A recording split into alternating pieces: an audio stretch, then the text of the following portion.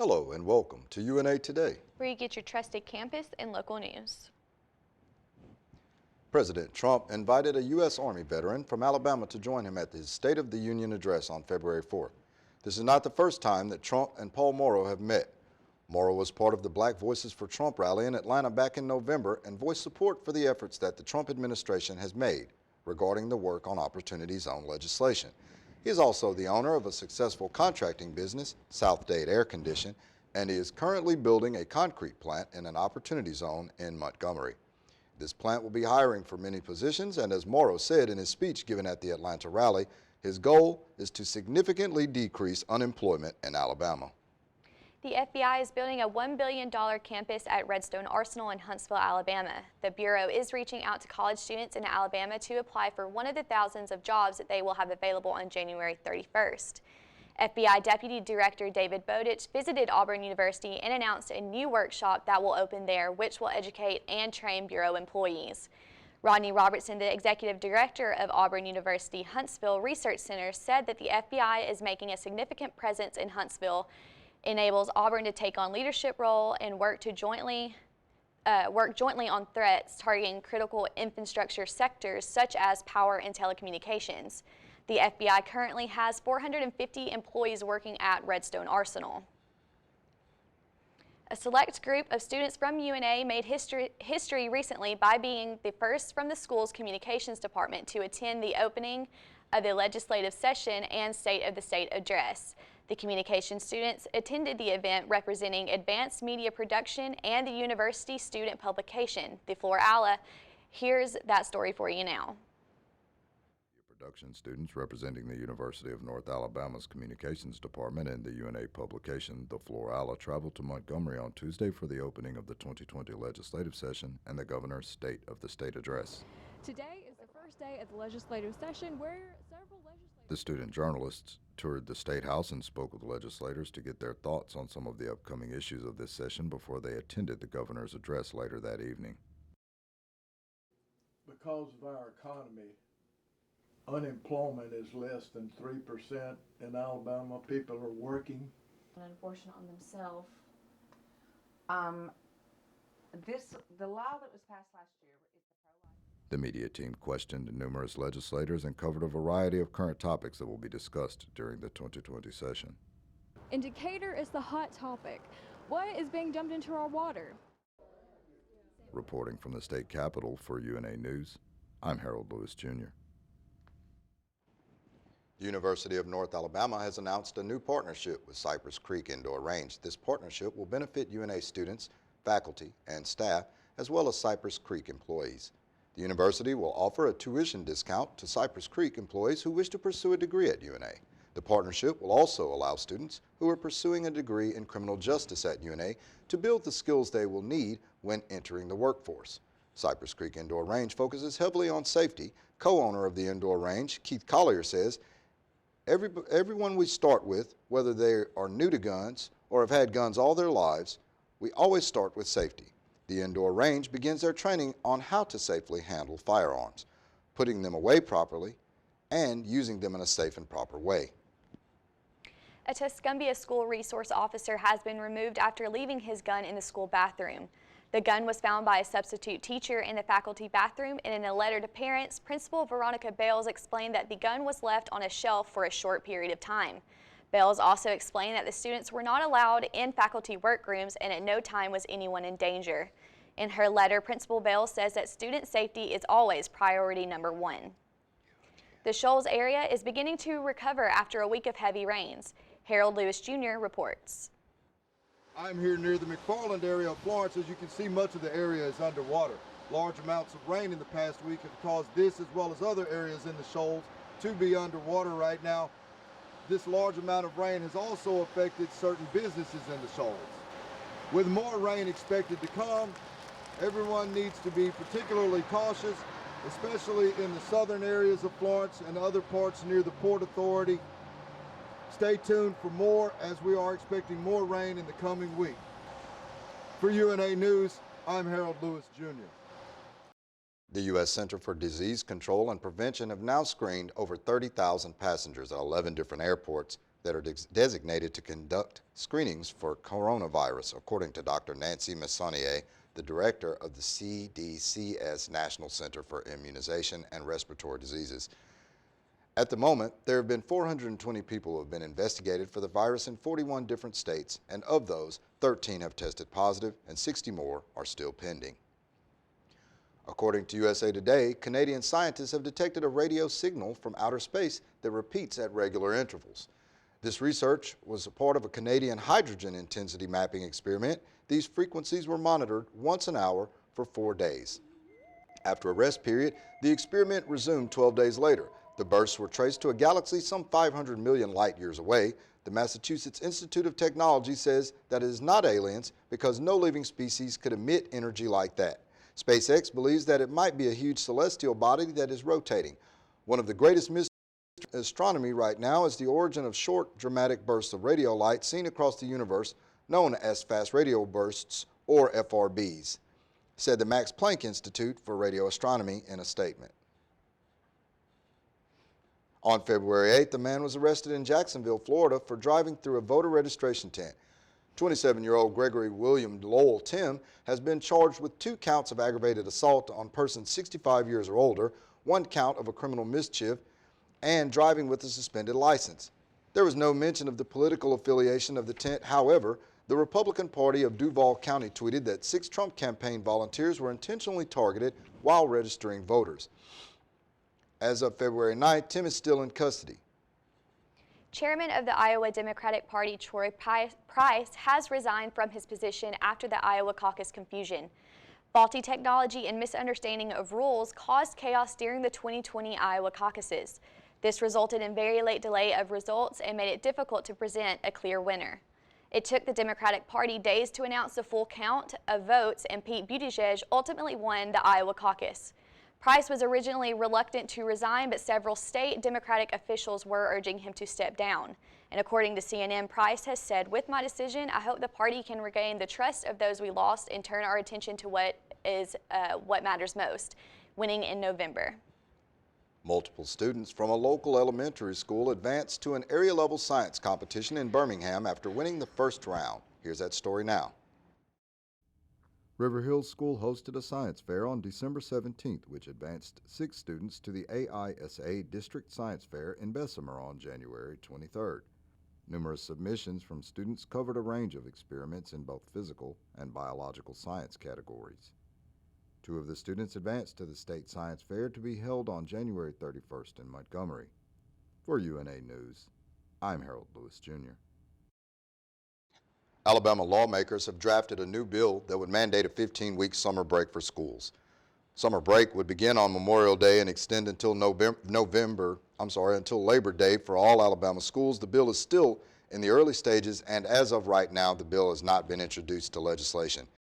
Being met with concern among teachers and staff, parents are worried that longer school days would be enforced to make up for the missed, or other breaks would be shortened during the year. Representative Steve Hurst says that extending the school day less than 30 minutes a day would be enough to make up time. There have been mixed reviews among teachers with the Birmingham Teachers Union. However, they will be continuing to learn more about the bill and how it would affect the school system in the long run. UNA students are in for a treat as a new late-night restaurant has opened up just a mile off campus. Wes Thomason has more details. Cases around the Shoals are slightly below state average. The Alabama Department of Health says that less people in the northern part of the state have suffered from the flu compared to the rest of the state. Area Health Officer Dr. Karen Landers says that the northern part of the state is closer to 8% with flu or flu-like symptoms, which means that less than 1 in 10 people have the flu. Landers also says that nationwide, people are battling more of the type flu B virus. According to public health records, there have been 4 adult deaths related to flu-like symptoms, but there have been no infant deaths reported. As for school systems in the Shoals, Lauderdale County had a spike in flu cases in January, but have now leveled out, according to health officials. American Airlines has made headlines this week and has sparked the debate of whether or not reclining your seat on a plane is acceptable or bad-mannered.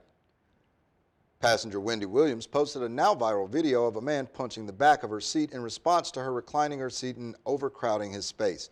Williams told TMC that she wanted to press charges claiming that she was assaulted on a plane, but so far there have been no reports of the man physically punching Williams, only the back of her seat.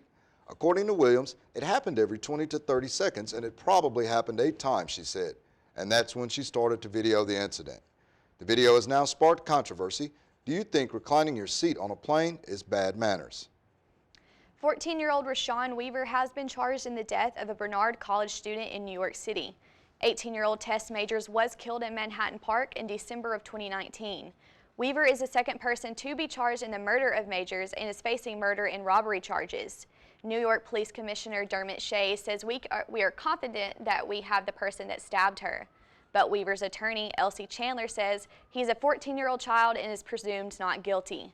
According to officials, they have evidence that links Weaver to the crime, including video footage, witness identification, and DNA from Major's fingernail clippings. A 13-year-old was arrested 2 days after the murder of Majors. He was charged as a juvenile with felony murder, but told detectives that he was not the one who stabbed Majors. District Attorney Cy Vance says that office and police are in active investigation in terms of other suspects, and that will continue.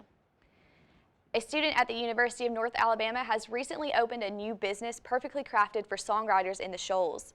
I sat down with Lillian Glanton, and she gave us an inside look at the new Muscle Shoals Song Rooms. On Jackson Highway in Sheffield, the Muscle Shoals Song Rooms is a new creative hub for local singer and songwriters. A lot of people ask me, how in the world did this place even start out? How was it born? I started a music festival last October, and I was able to bring over 100 songwriters to the Shoals area. It was called the Muscle Shoals Songwriters Festival. I thought to myself, we need to have somewhere here in the Shoals area where just our local songwriting community can have a creative hub to go to. And so the Muscle Shoals Song Rooms was born. So I tell people that the Muscle Shoals Song Rooms is like a gym membership for songwriters. Songwriters pay a monthly or yearly fee online, and they get access to our online appointment calendar. From there, they can choose a date, a time, and a room that works best for their schedule. Coffee and snacks are also provided during your writing session, as well as free admission to songwriter workshops, pitch to publisher nights, and VIP access to the Muscle Shoals Songwriters Festival. The thing that I've witnessed so far about the Muscle Shoals Song Rooms is walking in here on a regular Tuesday morning at 10 a.m. and every single room is filled and people are making music on Jackson Highway once again. That has just been a whirlwind of emotions for me, but not only that, the fact that our songwriter community has a place to go to meet other people who are doing like-minded things as them and making music here in the Shoals, that's what it's all about. There is nowhere in the entire world like Muscle Shoals, Alabama. You can research all of these small towns and none of them will compare to the music history that we have here in the Shoals. I'm a singer-songwriter myself, and every time I would go to Nashville, people were like, what's going on in the Shoals? We gotta come down to Muscle Shoals and write songs. So it was kind of funny how they were wanting to come here. You know, it's just a special little town. It's got so much character and charm, and the music here is so incredible. Reporting in Sheffield for UNA Today, I'm Cassidy Beck. Avenatti, who represented Stormy Daniels in lawsuits against President Donald Trump, has been convicted of trying to extort Nike. The verdict was reached after a 3-week trial by a federal jury in Manhattan. Prosecutors said that Avenatti threatened Nike and that he would use his media access to hurt the sportswear giant's reputation and stock unless Nike agreed to pay him $25 million. The convictions of this kind of crime are punishable for up to 40 years in prison. Avenatti's lawyer, Scott Srebnick, says that he plans to appeal the court's ruling, and the judge has set the sentencing for June of 2020. In DeKalb County, the body and vehicle of the missing driver that was swept away in Bucks Pocket State Park has been found. The driver has been missing since February 5th. Search teams found the missing man on Sunday after resuming the search that was suspended indefinitely on February 9th due to weather conditions. This is the same area of the park where another person was swept away by floodwaters in February of 2019. And now we bring you a special report. The state legislature opened up on February 4th. A team of reporters spoke to several lawmakers to find out what some of the top priorities were for this year's session. We bring that report to you now. A selected team of media production students representing the University of North Alabama's Communications Department and the UNA publication The Florala traveled to Montgomery on Tuesday for the opening of the 2020 legislative session and the governor's State of the State address.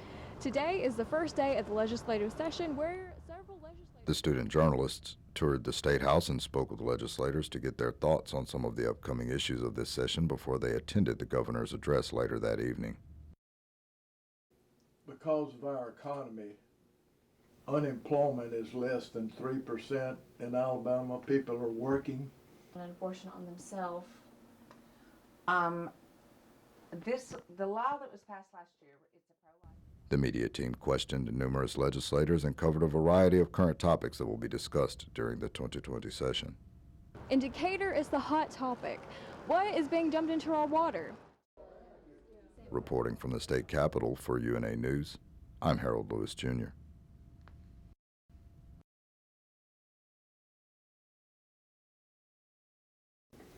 We have an education budget which funds all levels of education in Alabama. Because of our economy, unemployment is less than 3% in Alabama. People are working. When they're working, they're paying income tax. Income tax is earmarked for education. So our education budget will be probably $500 or $600 million more next fiscal year, which is the budget that we'll work on this session. Like realistically, how much do you think that would help funding education? Oh, a good bit. Yeah, there's substantial revenue that would come from a lottery.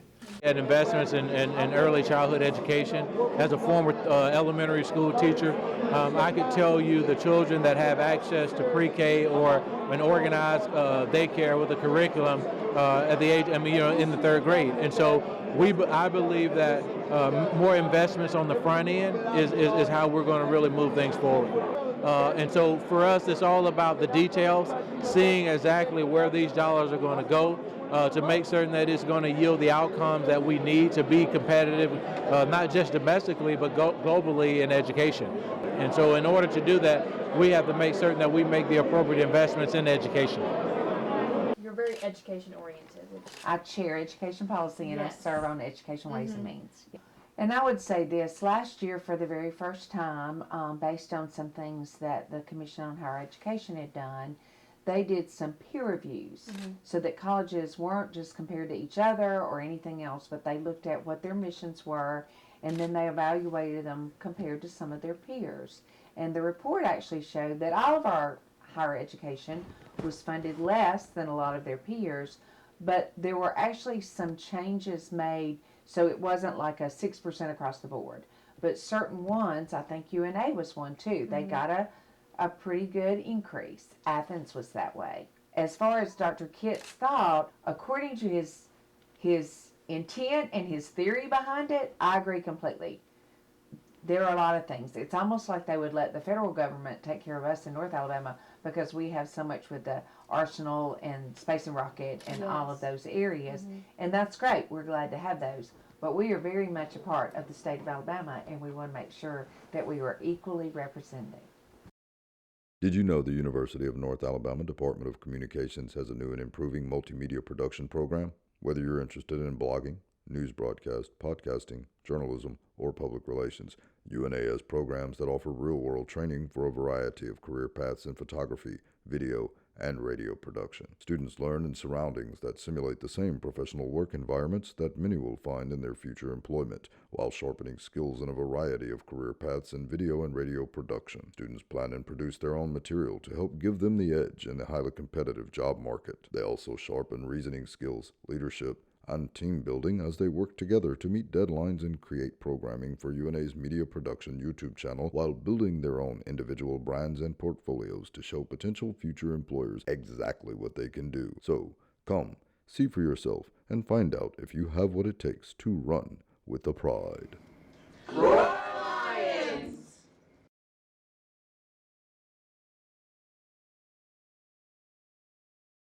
Well, I think it's well documented that particularly our infrastructure is old, it's dilapidating, it's beyond its useful life. Our staffing is at its level in some senses. We're overcrowded. We have serious violence issues. We have contraband issues. So all of those things come together to create a system that is in dire need of change. So what do you think about Governor Kay Ivey wanting to build 3 prisons to reduce the gun crime? Well, I think that it's the right way forward. I think that it gives us an opportunity, as the governor said, to take our system, which is basically warehousing incarcerated people, to rehabilitating human beings. And that's what these 3 prisons are primarily going to enable us to do, is to focus on rehabilitation, which gives people the best opportunity for success when they get out of prison. One thing that's interesting is that 95% of the population that's incarcerated right now will eventually return to the community. And so it's not really a question of if they're coming home. They are. The question is really under what condition. And so when they're in prison, if we've been able to address their treatment needs, substance abuse or whatever, their education deficits, and give them a living wage skill, a trade that they can latch on to and really have a career and not just a minimum wage position to kind of trundle along, we give them the best shot at being successful. So that's what we mean when we talk about rehabilitation, giving people the opportunity to get their treatment needs met, find education, get a living wage skill, and then the last part of that is to help them transition back into society. Kind of get a warm hand. I kind of help them, come alongside them and help them transition out of the incarcerated environment back into the community. That's one of the big issues we'll deal with this year is the prisons. We have old prisons in Alabama.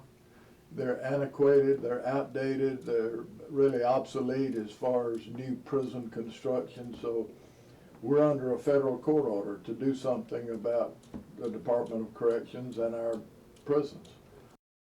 Did you know the University of North Alabama Department of Communications has a new and improving multimedia production program? Whether you're interested in blogging, news broadcast, podcasting, journalism, or public relations, UNA has programs that offer real-world training for a variety of career paths in photography, video, and radio production. Students learn in surroundings that simulate the same professional work environments that many will find in their future employment, while sharpening skills in a variety of career paths in video and radio production. Students plan and produce their own material to help give them the edge in the highly competitive job market. They also sharpen reasoning skills, leadership, and team building as they work together to meet deadlines and create programming for UNA's media production YouTube channel while building their own individual brands and portfolios to show potential future employers exactly what they can do. So, come, see for yourself and find out if you have what it takes to run with the pride. Roar Lions!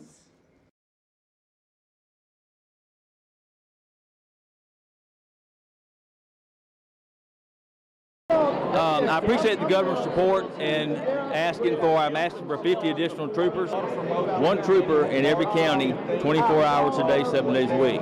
So that's the goal.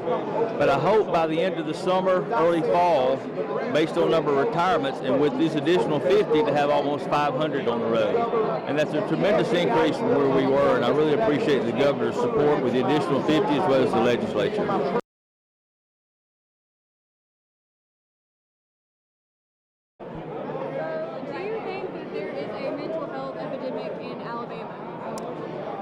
You know, the epidemic is an interesting choice of words. I think that we are seeing increases partially because of the increase in the opioid situation, but also we are having a situation where our 10 to 25-year-olds are committing suicide in increasing numbers. In the country, 1 person commits suicide every 13 minutes. That's 4 people an hour. And so, yes, there seems to be an increase in mental illness. So we are very excited that the governor and the legislature recognize that, and that By establishing crisis centers, it will enable us to address people's issues before they escalate to the point of violence to self or others. Access to care by recruiting and retaining physicians, nurses, certified nurse practitioners, psychologists, all the members of the mental health care team. We need to grow our own, and we need to attract them from other states as well.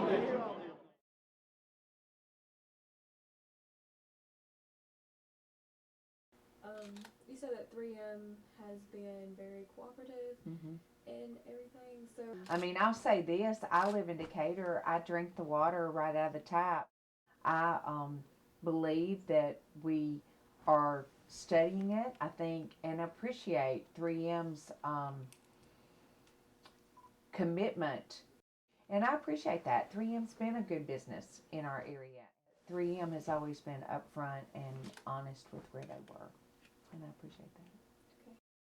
Did you know the University of North Alabama Department of Communications has a new and improving multimedia production program? Whether you're interested in blogging, news broadcast, podcasting, journalism, or public relations, UNA has programs that offer real-world training for a variety of career paths in photography, video, and radio production. Students learn in surroundings that simulate the same professional work environments that many will find in their future employment, while sharpening skills in a variety of career paths in video and radio production. Students plan and produce their own material to help give them the edge in the highly competitive job market. They also sharpen reasoning skills, leadership, and team building as they work together to meet deadlines and create programming for UNA's media production YouTube channel while building their own individual brands and portfolios to show potential future employers exactly what they can do. So, come, see for yourself and find out if you have what it takes to run with the pride.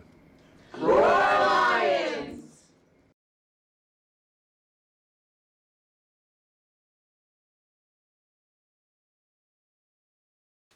Abortion is kind of a hot topic in the state, and the new bill that's been passed. The law that was passed last year, it's a pro-life law, Yes. and it has not changed anything that's been available for ending a pregnancy right now. What we feel like in Alabama, 2 years ago, the people of Alabama voted that we were a pro-life state, that they considered that child in the womb a person.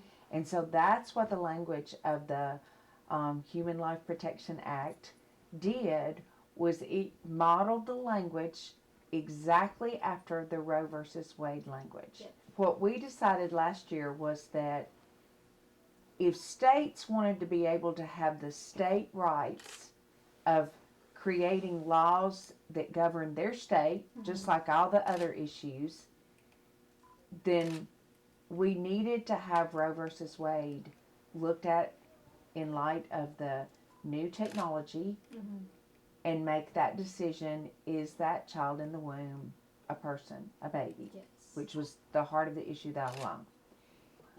We just want to be able to have a law that governs the people of Alabama like we believe we should be governed. And so that's what that bill was always about.